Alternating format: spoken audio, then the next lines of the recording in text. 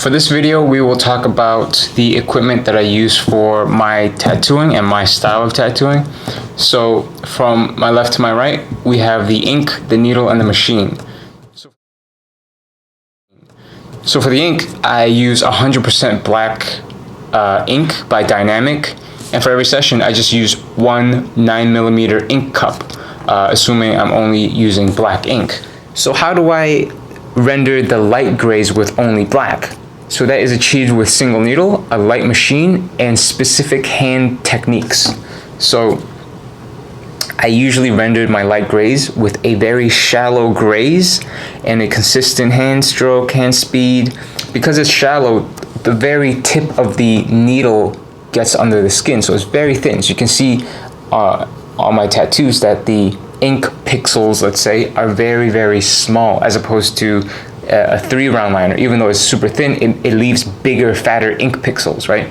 So if you do it carefully, you have a sheet of very tiny solid black ink pixels. If you look up close, you can tell it's solid black, not gray wash. If you take a step far away, it looks very light gray because, again, the small tiny ink pixels. So that's how that's done. I won't go too into technique, but that's how it's done. And a full 9mm ink cup of black ink will last me a full session, let's say up to 9 hours, right? Also to note, I will use a 3-round liner for colors. So only I use single needle for black ink. But if I want to use color, because the formula is a little different, you know, some color is thicker, the ink flow is worse with color sometimes. So I'll use a 3-round liner to work around that, you know.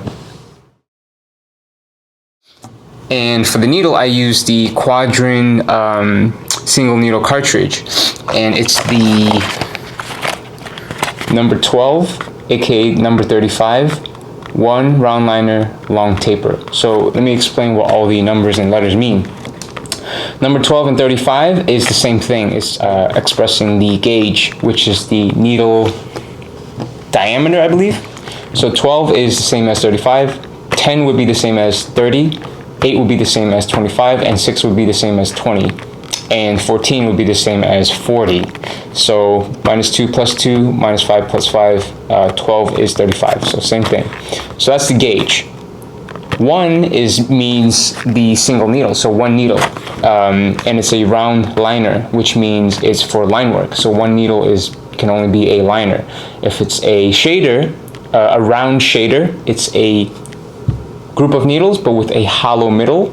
If it's a round liner with multiple needles, it's cluttered together. So let's say this is 5 needles, right? A magnum is 2 rows of needles, which is like a brush. So that's the magnum. LT means long taper. So that means how long the needle tapers out to a point. So if it's a long taper, it tapers out with a longer distance.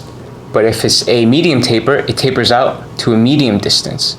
Short taper, it tapers out very short distance. So that's what it means. I hope you got that. Yeah, okay, let's move on to the machine. So the machine that I use is the Solnova Unlimited 3.5 stroke by Cheyenne. Cheyenne is the company. Solnova is the model. Unlimited means it's wireless, because, you know, unlimited movement. And the 3.5 is the stroke. So for my work, I recommend 3.5 stroke. The lower it is, the better, because they have the 4-stroke and the 5-stroke, and they're marketing the 5-stroke as a packer. And if you know, packers are strong because they need to pack the pigment into the skin. So that's why you have color packing or packing solid black. So 3.5 is what I recommend if you want a light style of work. Also, you want to go lighter if you're using single needle, because if it's too strong, single needle cuts the skin very easily. That is if your hand stroke is slow. So let's say you want to up the voltage, or you have a harder hitting machine. What I recommend is you speed up your hand stroke, because that distributes the impact and, you know, skin trauma away from each other. So each insertion of the needle, if it's close together, it's more like a row and it cuts. If it's farther apart, it's more like dot insertions, right? If you have a softer machine, you can get away with slower hand strokes and more careful and more cluttered ink pixel insertions, right? So that's why if you look at my work, you can't tell the individual dots because it's just so small. I do it very shallow, very slow, but it's very light, so I can do it. As you notice, there's no number display for the voltage. I use this at a 45-degree tilt voltage setting. So let me show you what that means. So you turn it on, it's buzzing, you hold onto the button, now you can adjust the voltage. So you notice, it's straight and it's very, very light. But if I put it horizontal, it's loud, it's stronger, higher voltage. But I leave it at 45 tilt, so that's typically what I render all my tattoos with, which is 45. Let's say I want to pack the dark in a little bit faster. And again, be careful with single needle and a higher voltage. I'm experienced, so I know how to avoid overworking or avoid cutting the skin. So I will then up the voltage just a little bit, and yeah, I get a little bit of harder hit. So now I can render the darks a little bit faster. But I rarely do this, only if I really need to, cut down the time. But 45 is good for me. And I would like to credit Ava for putting me on this machine, and she taught me to stick with the 45 voltage setting. So okay, now that's done. Let's show you how I wrap my machine.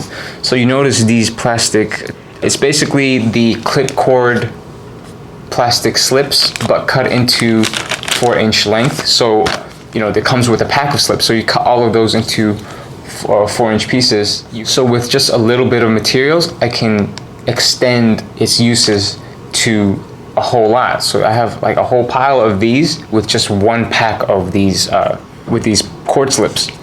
And this is the grip tape. So let's rip 2 pieces of, again, 4 inches length. So that's 1 piece. And this is another piece. So no, there's a battery segment and a grip segment. So you want to take this plastic and slip it in to the battery segment and leave a little bit of here so that this tape can adhere to both the machine and the plastic so that it won't slide off. Let's use this piece and wrap it nice and tight. There you go. So now it's not going to come off very easily. And plus there's a space of plastic here and the end of the machine, because very, very, very unlikely, but let's say it does splatter, it won't go on top of the machine because there's some plastic blocking it.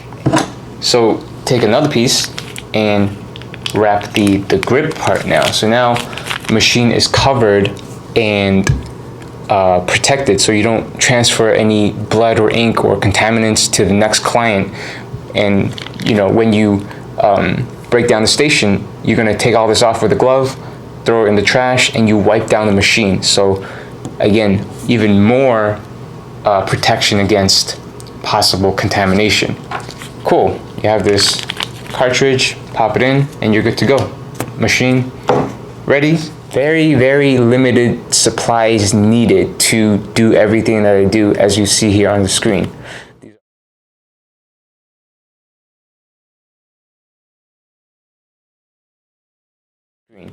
These are all done with these limited supplies. This is all catered to my style of tattooing.